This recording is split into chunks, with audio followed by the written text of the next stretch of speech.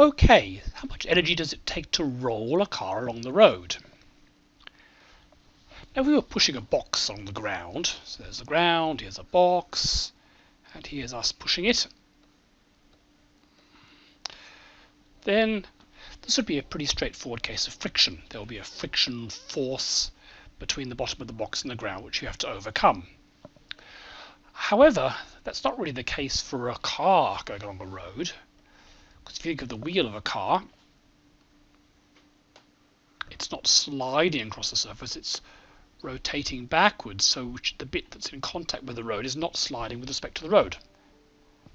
Unless the car is skidding or something, but that's not what we normally think about. Which is, of course, why you use wheels. It's much easier to roll something than to slide it. So why are we using up force to push something, energy? Well, that turns out to be mostly because the wheel has to deform. It's not a perfect circle. At the bottom of it will squish flat. This is a very exaggerated version of that squishing. But nonetheless, there's going to be a squishing. And as the wheel rotates, the bits over here which are not squished would have to get squished along there, and then they will unsquish around here. So you're constantly deforming the wheel. Now, how much will depend on what the wheel's made out of. A tyre, if it's not pumped up properly, will squish by an awful lot. If a metal wheel with like a railway train wheel will bend very little. But that's generally where the energy is lost. There's also some energy in the hinges and the bearings and so on, but it turns out it's this rolling resistance, this deformation of the wheels as they touch the ground is where most of the energy goes. So how can we work out what this is? Well, I've no idea what the energy is, but I can probably estimate the force needed to overcome rolling resistance in a car. We know that on a flat surface, a car, so here's a car on a perfectly flat road. At low speed, wind resistance isn't going to matter. There's not much wind whistling in your hair when you're going at 1 kilometre an hour. So if you have your car and it's going along at some slow speed, you're mostly overcoming this rolling resistance. How much force does it take to move a car? Well, I suppose you calculate it if you knew the torque of a car engine, but I don't happen to know those numbers off the top of my head. What I do know is that it's possible to push a car along if you try hard. If you've ever broken down by the road, you know it's just about possible for one person pushing pretty hard to move a car. Two people, it's fairly straightforward. So that's one way we could try and estimate the force needed to overcome rolling resistance. We can say it's about the same force that a person pushing hard can do. Of course, that doesn't give you a value. What's the force a person can push? Well, that's probably something we can estimate. How much force can a person exert? Well, you could think about what you could lift. I, for example, can lift my kids, but I'd have a lot of trouble lifting an adult, like my wife. So that means I can probably pull up a child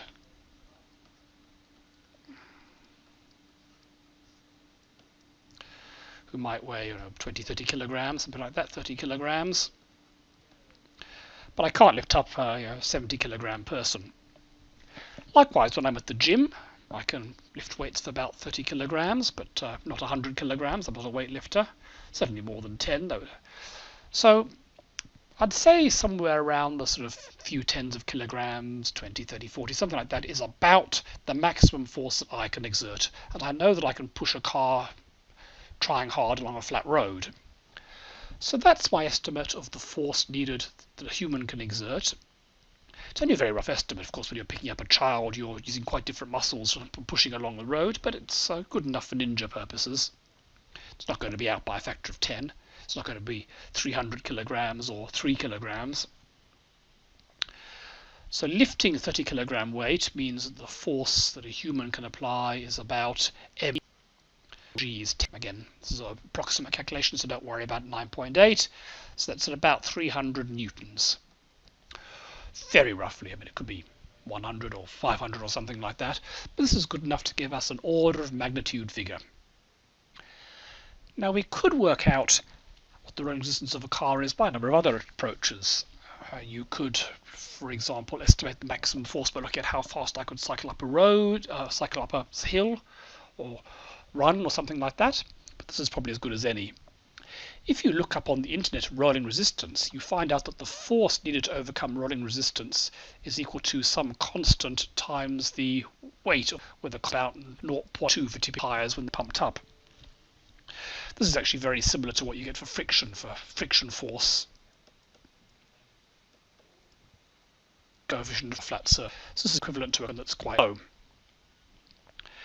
Now, we've said that cars weigh about 1,500 kilograms. So if we plug that as the weight into here, we come up with a force of about 0.02, 1,500, 10,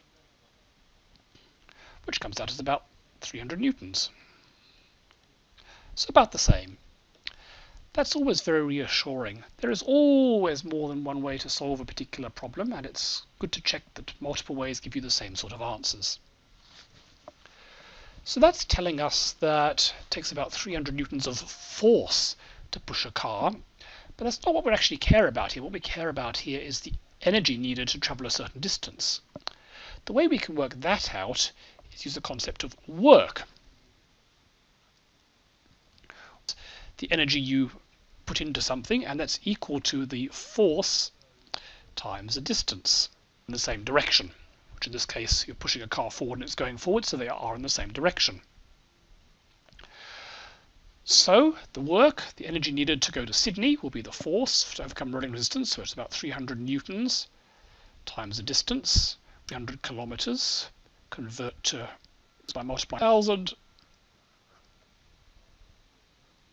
which comes out as about 10 to the 8.